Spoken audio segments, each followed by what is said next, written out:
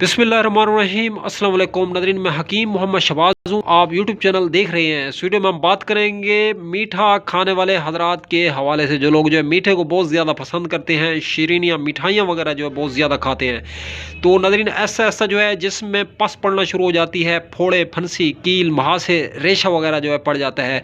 क्योंकि तमाम मीठी चीज़ों में जहर है सिवाय शहद के, और तमाम कड़वी चीज़ों में शिफा है सिवाय जहर के। तो नाज़रीन मीठा जो है थोड़ा हो तो दवा बनता है, ज़्यादा हो तो वबा बनता है।